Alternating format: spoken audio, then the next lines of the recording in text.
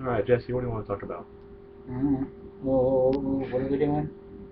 Making a video for UB? Well, you said that you want to make a video, so make a video. Oh, yeah, you were showing me your camera. OCO. OTO.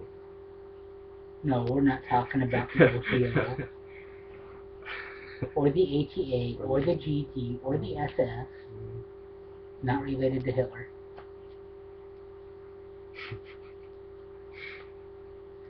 Alright, so talk about something. It's recording, I mean. Okay, well, give me a subject. World philosophy. Something a little more specific. Alright, what about um, uh, belief in psychological deity within atheism? Within atheism, it seems kind of pointless, doesn't it? I mean, Nah. unless you're an atheist and you're working with thought forms, I mean, yeah, I don't see any problem with a belief in deity being purely psychological, but I don't know how much that would really help somebody who describes himself as atheist. I mean, I think surely in the sense if you're talking uh, atheism, um, and you're thinking you're not taking God as literal, but if the belief you don't have is a belief in a literal God and it's something that's psychological, I don't see a problem with that. But if you're thinking, well, you're still applying theology or theological attributes to your notion of divinity, that it still wouldn't work. Now, if anybody else on YouTube understood that, then kudos. Um, now, alright, what about what do you see the point in having a group on Facebook for? Or like, well, um, uh, what's the significance of UB? Well, it's basically, I guess, people come together to learn a little bit more about each other and each other's beliefs and backgrounds so they can understand each other a little better and the world a little better. It's a kind of a place of common ground. And it has been, especially, or I would say, even though the title of it is Unnatural Beliefs, which on the one hand might seem a little biased, like you're kind of putting like people's spiritual beliefs on the spot is kind of weird or unnatural, but at the same time, it kind of says, okay, well, here's my crazy stuff, what's your crazy stuff? So it's worked. Okay. Basically, just give Larry a hard time and kind of hang out. That's about all we do. Well, what would you do in a situation on UB where you were pretty much called out on your belief system in a negative format? Well, Paige did that, Yeah. and it was kind of an interesting thread because I was kind of going along with it, and she was made some things, and I think she said that, or somebody said, Wiccan guys like eat a lot of pussy, and of course I was joking around. It's like it's true, and just stuff like that. Just going with the laughs when you can, because Mm. I mean that's what the trolls are looking for, is to agitate you. And if you're just bored looking for somebody to talk to, and they're full of shit anyway, you might as well have fun with it. Okay. Uh, all right. Let's skip a subject and start talking about Unitarian Universalism a little bit. Um, Oh dear. what exactly are your views on how you express yourself with your own religious ideals through Unitarian Universalism? Well, I mean, a big part of my belief is, having a sense of community or group, whether that's esoterically in a circle with a group mind or more in the larger community of coming together and getting stuff done, like, you know, working by consensus and collaborative willpowers like Gadugi, but at the same time, I kind of see it as a spiritual understanding of the other, or those things that you don't really want to see in yourself. The things that other people represent to you in your life, and you don't really want to see those things in yourself. But I think the magic is really where you get to those points between you and the other person and what comes out of that. Just like in a circle, you might have the four worlds represented by the quarters, but it's how the quarters are interacting and the flow between each quarter where the atmosphere of the circle really builds up and where you start to interact and experience mystery. So I see it very much as being a counterbalance to me, a way of not only having new experience, but to be in relationship with that experience and to come to know these other people as they become internalized in me, and then having a resolution between my own needs, my own will, versus the collective will and the collective will of the community, the Yucatan. And that's basically where I see God, where I have my spiritual experience. So, getting back to your earlier question, where seeing God as psychological, I don't have any problem with just seeing God as the group mind or the group egregore, Right. or the covenant or the collective will as it emerges within that group.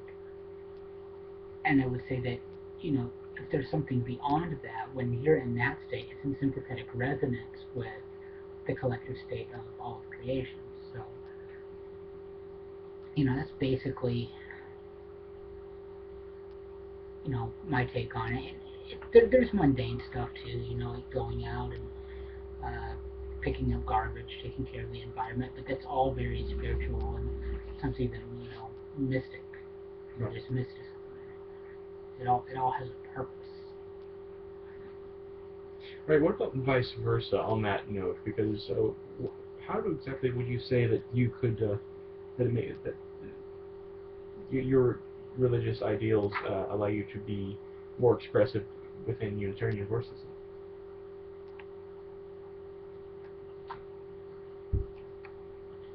To be more expressive as a you mean? Yeah.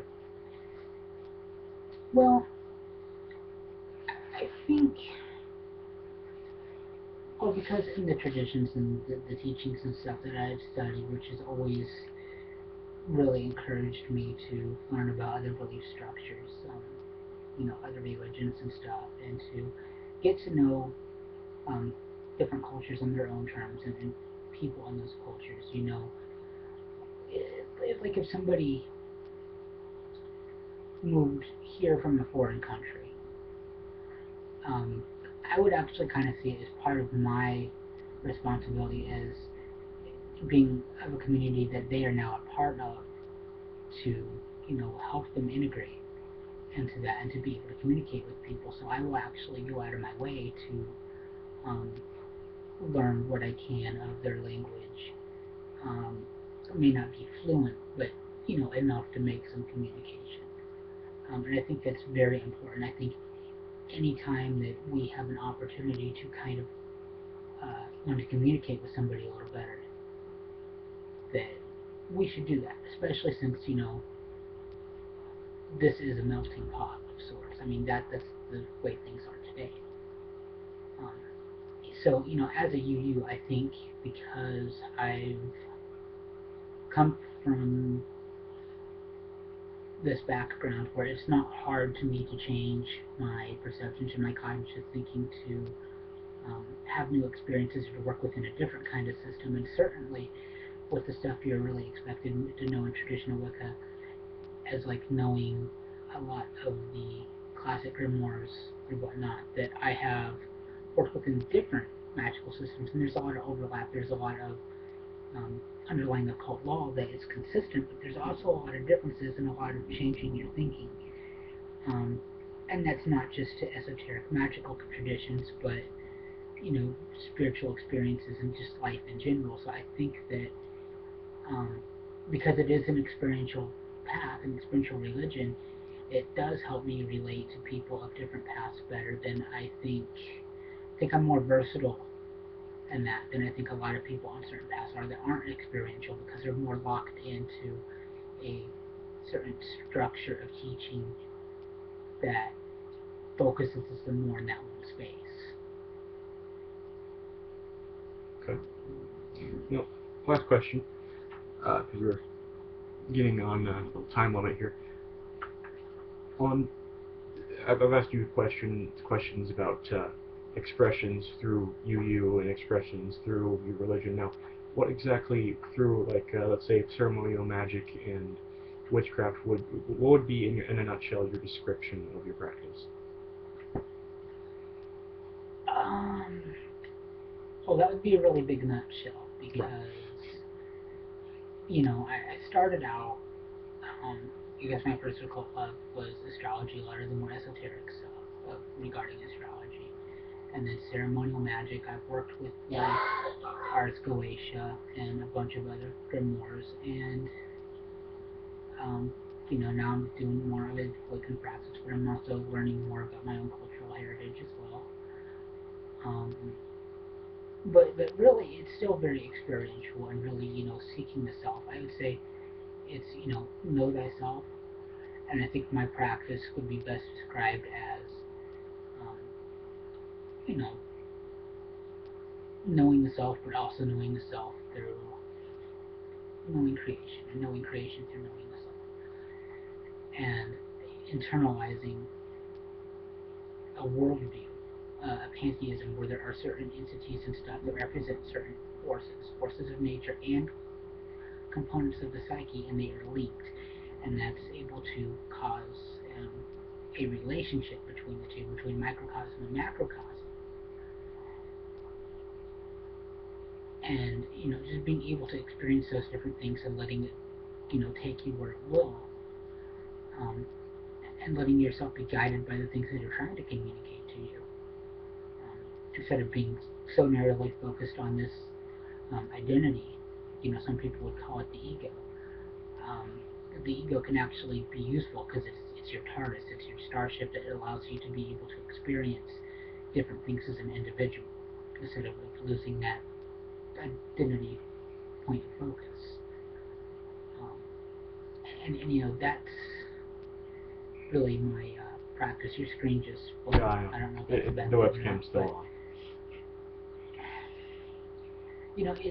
It's otherworldly in a way. It's kind of hard to explain in any concrete physical terms, but you're always having new experiences and new things, and that becomes part of your continuum.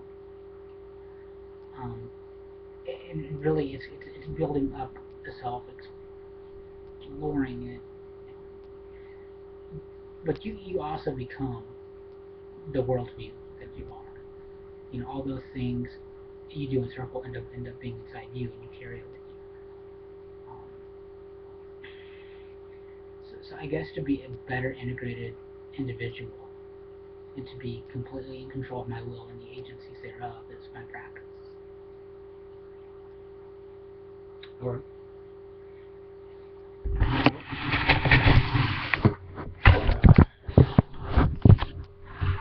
That's about all we have for you today. If you enjoyed a little interview with my friend Jesi here, then click the subscribe button, probably down there. I don't know where it is. But also, I'd like to have as many comments as possible talking about your own path work. But was this for like UB or YouTube in general? Because I mentioned UB, I'm gonna get my ass is so gonna get chewed out for mentioning UB on YouTube. It'll happen. Just watch. It'll be fine. Oh yeah, I showed that picture in one of the videos. Yeah. Anyway, so yeah, I'd love to get some comments about whoever's commenting on your own path work, and and if you liked the interview and you want me to have more interviews with Jesi, then subscribe and tell me about it. All right, that's a B.